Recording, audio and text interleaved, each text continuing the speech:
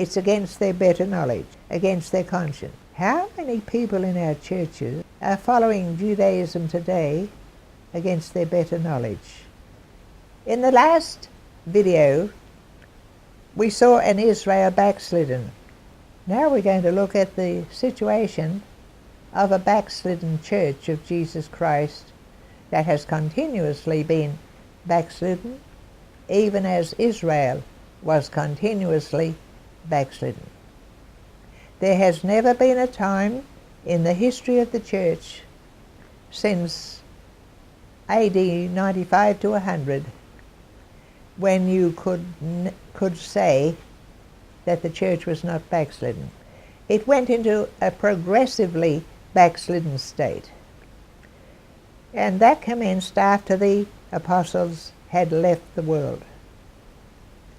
So now we're going to have a look at it and see what is written in 1 Timothy chapter 4. And I'd like to read verses 1 to 3, and I hope you listen to what I read, or get your Bibles and go along with it. But the Spirit saith expressly that in the later times, in the last days in some translations, some shall fall away from the faith, giving heed to seducing spirits and doctrines of demons, through the hypocrisy of men that speak lies, branded in their own consciences with a hot iron, forbidding to marry, and commanding to abstain from meats.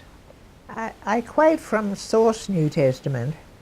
It says they were enjoined to abstinence from certain kinds of food. Thayer's translation says food, not meats. Strong's translation and dictionary says food. We need to have a look at that, because all my life I have heard the explanation of those scriptures as being in relation to the Roman Catholic Church. It has nothing to do with the Roman Catholic Church. We were taught that, of course, they have fasting and they don't marry. The priests don't marry and the nuns don't marry. Well, it's not the Roman Catholic Church. And it's not the Ceylon Pentecostal Church that also says it's a very good idea if you don't marry, and they would prefer to have pastors who never marry. We met a couple of them who later married and left the organisation. But when I look at some of the early tales of the early church during the time of the apostles that have come from a few countries' manuscripts, there is an emphasis on being celibate. Now, whether they have followed what the apostles really instructed is debatable, but nevertheless it is there. And they were godly, very godly indeed. They put us to shame. So it's not anybody like the Ceylon Pentecostal Church or the Roman Catholic Church. It has nothing to do with meat. It's not meat. You see, there is something, as Strong says, where in the Jewish law it was allowed or forbidden by such for them to have certain foods. Now we do know that the Torah, the Talmud, and the Kabbalah of today have dietary laws. And we do know that the Jews of today have dietary laws. And so do the Muslims have dietary laws. Now we, in most of our countries, do not. In India, there is a certain forbidding of meat.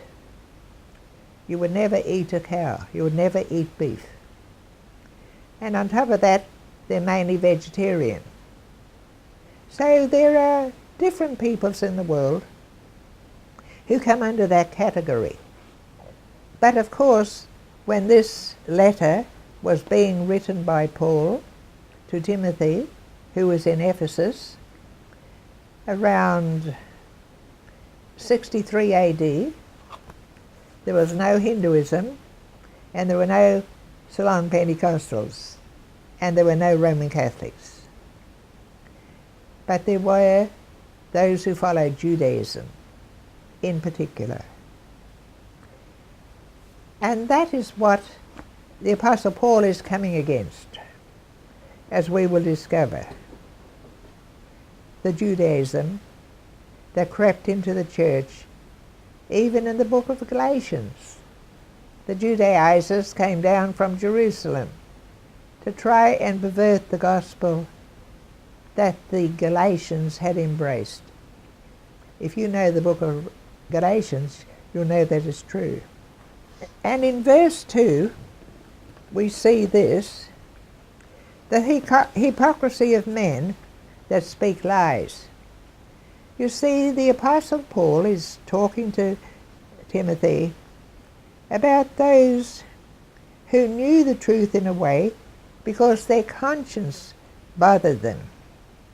You see, many of these had been Christians. Many of them were Christians, and most of them were not Christians. But they all had some form of Judaism.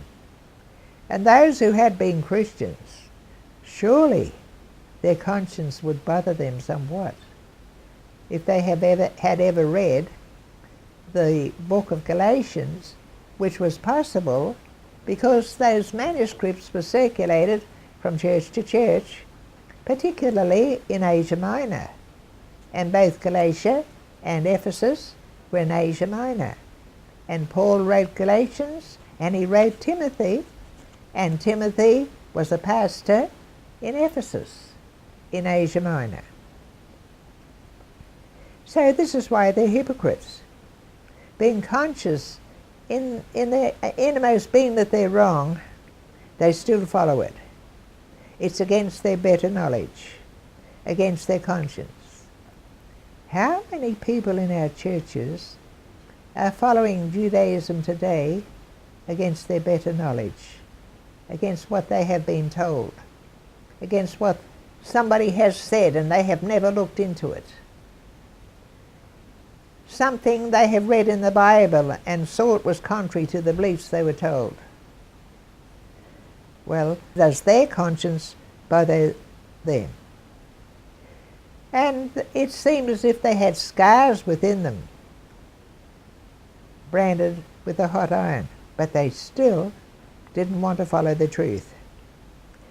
They had followed a lie, discarded the truth, and were self-condemned. Then in verse 3 of 1 Timothy 4, they forbade them to marry. And we mentioned the meats. Now, I thought, of course, it was the Roman Catholic priest. It had nothing to do with Roman Catholicism. There was no Roman Catholic Church at the time. The Roman Catholic Church really didn't come into existence till I'd say around AD 400. It was never a Catholic Church from Rome.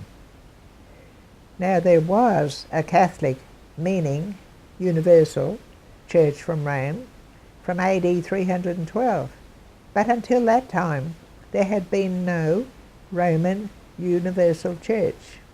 And it only became a Roman universal church because Constantine made it the official religion of his Roman Empire, and he was the Caesar, or the king. And that's when the Roman Catholic Church came into being. Sometime afterwards, when the Bishop of Rome took precedence over the king or Caesar. But that's another history.